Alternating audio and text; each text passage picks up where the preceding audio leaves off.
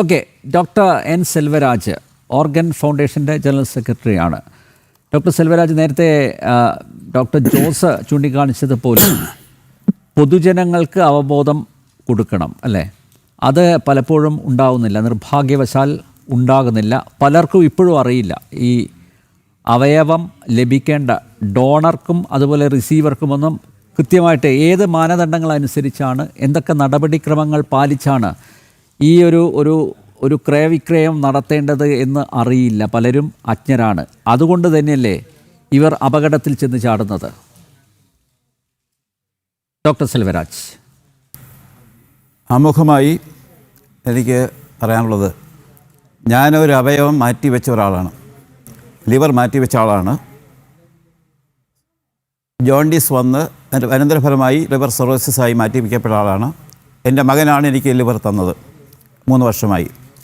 ഞങ്ങൾ സംഘടനയെക്കുറിച്ച് പറഞ്ഞപ്പോൾ ഇവിടെ സ്ക്രീനിൽ എഴുതി കാണിക്കുന്നത് അവയവദാന ഫൗണ്ടേഷൻ എന്നാണ്. അത് തെറ്റാണ്, ഓർഗൻ ഫൗണ്ടേഷനാണ്. അത് മാറ്റി കറക്റ്റ് ചെയ്തു.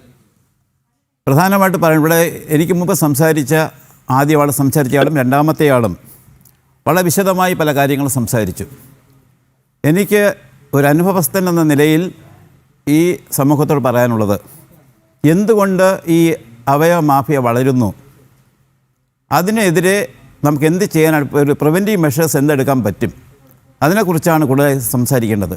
ഞാൻ 1% പോലും അവയവദാന മാഫിയയെ സപ്പോർട്ട് ചെയ്യുന്നില്ല. അതൊരു സമൂഹത്തിൽ വന്നൊരു വിപത്താണ്. അതിനെ നമുക്ക് എങ്ങനെ നിരോധിക്കാൻ കഴിയും?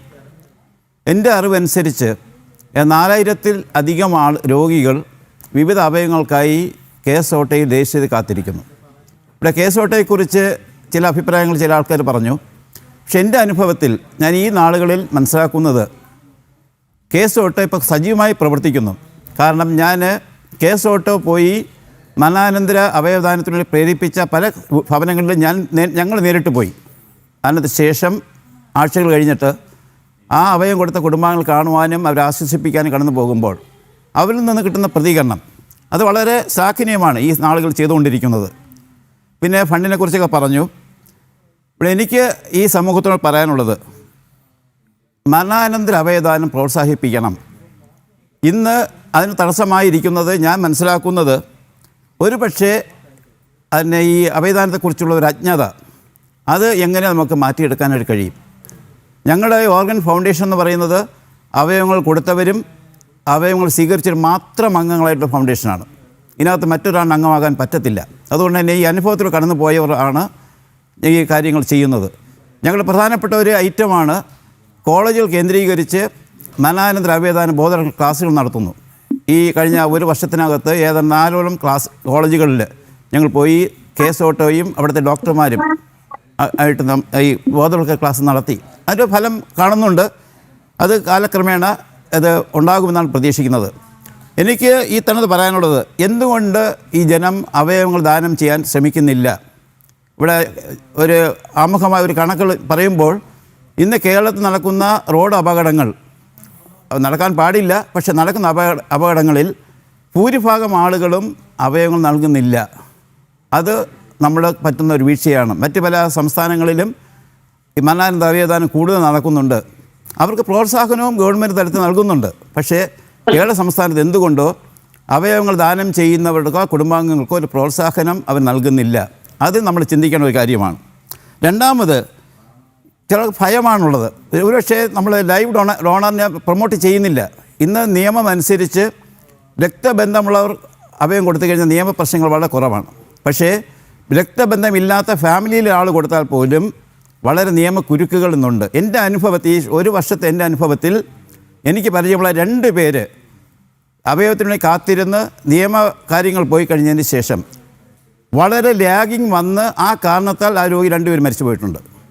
കാരണം ആ 1 മാസത്തിന് മുമ്പ് ആ നിയമക്കുരുക്ക് മാറിയിരുന്നെങ്കിൽ ആ രോഗിക്ക് അവയവം കിട്ടുമായിരുന്നു, ആ രോഗി ജീവിക്കുമായിരുന്നു. അതുകൊണ്ട് എനിക്ക് ഗവൺമെൻറ്റിനോട് മറ്റ് പ്രധാനപ്പെട്ട അധികാരം പറയാനുള്ളത്, ബ്ലഡ് റിലേഷൻ അല്ലാത്ത ഒരാൾ, ഒരു പക്ഷേ ബന്ധുക്കളാകാം, ആ ആളുകൾ അവയവം കൊടുക്കാൻ തയ്യാറായാൽ ആ നിയമക്കുരുക്കുകൾ ഒരു പരിധിവരെ ലഘൂകരിക്കണം എന്നാണ് എനിക്ക് പറയാനുള്ളത്. മറ്റൊന്ന്, വിശ്വാസപരമായ ചില പ്രശ്നങ്ങളുണ്ട്. നമുക്കറിയാം, നമ്മളെ വ്യത്യസ്തമായ വിശ്വാസം ജീവിക്കുന്നവരാണ്. പക്ഷേ ചില വിശ്വാസ ആളുകൾ മരണാനന്തരം ബോഡിയിൽ നിന്ന് ഓർഗൻ സെപ്പറേറ്റ് ചെയ്യാനായിട്ട് അവർ വിസമ്മതിക്കുന്നുണ്ട്. പക്ഷെ അതിന് ആ മത നേതൃത്വം വഹിക്കുന്ന ആളുകളെ നമ്മൾ ബോധ്യപ്പെടുത്തുകയും അത് തന്നു കഴിഞ്ഞാൽ ഒരു പരിധി വരെ ബഹുമാനപ്പെട്ട ഹരിദാസ് അവർ പറഞ്ഞതുപോലെ ഈ ഓർഗന് വേണ്ടി ഓടി നടക്കേണ്ട കാര്യം ഇല്ല എന്നാണ് ഞാൻ മനസ്സിലാക്കുന്നത്. പക്ഷേ അദ്ദേഹം അവിടെ പറഞ്ഞത് അദ്ദേഹവും ഒരു പ്രത്യേക ഘട്ടത്തിൽ ഇത്തരത്തിൽ പോകേണ്ടി വന്നു, ഇത്ര രൂപ ചിലവായി എന്ന് അദ്ദേഹം പറഞ്ഞു. ഇത് സമൂഹം അനുഭവിക്കുന്ന ബുദ്ധിമുട്ട് തന്നെയാണ്. അതുകൊണ്ട് ഈ മരണാനന്തര അവയവദാനം, ഞാൻ മരണാനന്തര അവയവദാനം പ്രതിജ്ഞയെടുത്തുള്ള ആളാണ് ഞാൻ ഈ കഴിഞ്ഞുവെങ്കിലും. പക്ഷേ ഇതുപോലെ നമ്മളെല്ലാവരും ഇതിനെ പ്രൊമോട്ട് ചെയ്യണം, നമ്മുടെ ആളുകളെ ബോധ്യപ്പെടുത്തണം, സർക്കാർ ഇതിനെ വ്യക്തമായിട്ട് ബോധ്യപ്പെടുത്തണമെന്നാണ് എനിക്ക് പറയാനുള്ളത്. രണ്ടാമത്തെ കാര്യം പറയുന്നത് അവിടെ മാഫിയ വളരുന്നു എന്ന് പറയുന്നു. പക്ഷേ നമ്മളിപ്പോഴും പറയുന്നത് എന്തുകൊണ്ട് ഈ മാഫിയ വളരുന്നു? ഇതിന് സർക്കാരിൻ്റെ സംവിധാനമുണ്ട്. കാരണം ഇങ്ങനെ ഡിസ്റ്റൻറ്റ് റിലേറ്റീവ് ഒരാൾ ഓർഗൻ കൊടുക്കാമെന്ന് സമ്മതിച്ചു കഴിഞ്ഞാൽ അവർ ആ പ്രൊസീജിയർ കംപ്ലീറ്റ് ചെയ്യാനുള്ള സംവിധാനമുണ്ട്. എൻ്റെ അഭിപ്രായത്തിൽ അങ്ങനെ നടക്കുന്ന സംവിധാനത്തെ സ്ട്രെങ്തൻ ചെയ്യണം, സുതാര്യമാക്കണം. അതൊരു വ്യക്തത ഉണ്ടാകണം. അല്ലാതെ ഒരു സർട്ടിഫിക്കറ്റിൻ്റെ ബേസിൽ സർട്ടിഫിക്കറ്റ് കണ്ടെത്തിയ ആളുകളെ നമ്മൾ ശിക്ഷിക്കാൻ മാത്രമല്ല, അത് ശിക്ഷിക്കണം. വ്യാജ സർട്ടിഫിക്കറ്റുകളാണല്ലോ ഈ സർട്ടിഫിക്കറ്റിൻ്റെ ഒറിജിനാലിറ്റി ഞാൻ മനസ്സിലാക്കുന്നത്, ഞാൻ കേട്ടത് ശരിയാണെന്ന് എനിക്കറിയത്തില്ല, ഒരു ഹോസ്പിറ്റലിൽ ഒരു സർട്ടിഫിക്കറ്റ് ഗവൺമെൻറ് സ്ഥലത്തുനിന്ന് വന്നു കഴിഞ്ഞാൽ അതിൻ്റെ ഒറിജിനാലിറ്റി അവർ അന്വേഷിക്കണോ എന്നെനിക്കറിയത്തില്ല. പക്ഷേ ആ സർട്ടിഫിക്കറ്റിൻ്റെ ഉത്ഭവം എവിടെ നിന്നാണ് ഉണ്ടാകുന്നത്, ആ ഉത്ഭവത്തിൽ സുതാര്യത ഉണ്ടോ, അതൊരു വ്യക്തതയുണ്ടോ, എന്തുകൊണ്ട് അങ്ങനെ വരുന്നു എന്നുള്ളത് വ്യക്തമായി ബന്ധപ്പെട്ട ആളുകൾ അന്വേഷിക്കണമെന്നാണ് എനിക്ക് പറയാനുള്ളത്. അങ്ങനെയാണെങ്കിൽ ഒരു പരിധി വരെയെങ്കിലും ഈ ഓർഗൻ മാഫിയ എന്ന് പറയുന്നത് നമുക്ക് അവരെ നിരുത്സാഹപ്പെടുത്താനും ശിക്ഷിക്കാനും നമുക്ക് സാധിക്കുമെന്നാണ് എനിക്ക് പറയാനുള്ളത്.